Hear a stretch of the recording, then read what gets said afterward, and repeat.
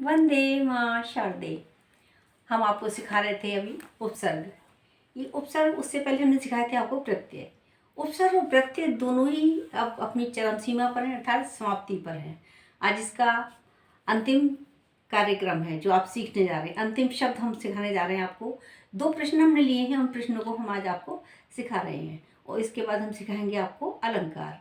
देखिए, हमने प्रश्न लिया है आपके लिए, उपसर्ग और प्रत्यय में अंतर। अब आप इतने सारे उपसर्ग प्रत्यय बनाए हैं आप लोगों ने, तो समझ ही गए होंगे कि उपसर्ग प्रत्यय में अंतर क्या होता है। उपसर्ग शब्द किसी भी मूल शब्द से पहले लगते हैं और प्रत्यय किसी भी मूल शब्द के बाद लगते हैं और उनके अर्थ में परिवर्तन कर देते हैं। तो देखिए, यहाँ पर भी यही है, उपसर्ग शब्द के पहले जुड़ता है जबकि प्रत्यय शब्द के अंत में जुड़ता है। अब देखिए, हमने एक मूल शब्द लिया है ज्ञान, और ज्ञान शब्द में ही हमने आपको उपसर्ग और प्रत्यय दोनों जोड़कर 2-2 शब्द बनाकर दिखाए हैं। देखिए आप लोग, ज्ञान मूल शब्द क्या है हमारा, ज्ञान। ठीक है, ज्ञान में उपसर्ग जोड़ा हमने आ। ठीक है, ए प्लस ज्ञान अज्ञान, यहाँ ए उपसर्ग है।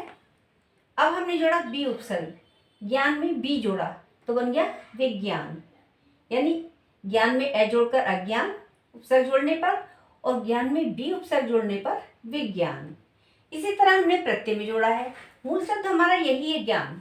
ठीक है, प्रत्यय हमारा क्या है, बाण। दूसरा प्रत्यय हमने कौन सा लिया है, ई।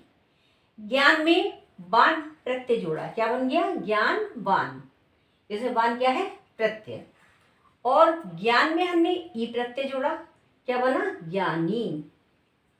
चलिए, तो ये तो हुआ आपका उस पर प्रत्यय में अंतर।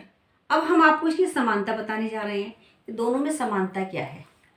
देखिए, समानता ये है कि दोनों ही जो है वो शब्दांश हैं और ये जो है स्वतंत्र कहीं भी प्रयोग नहीं लाए जाते और इनका जो प्रयोग होता है मूल शब्दों के साथ जुड़कर ही होता है। मूल शब्दों के बिना इनका कोई अस्तित्व ही नहीं है, कोई प्रयोग ही नहीं है, कहीं भी इसका प्रयोग देखने को आपको नहीं मिलेगा। अर्थात ये उपसर्ग पहले लगकर अर्थ में परिवर्तन करते हैं मूल शब्द के, और प्रत्यय जो है वो बाद में लगते हैं और बाद में लग करके इनका शब्द में परिवर्तन कर देते हैं।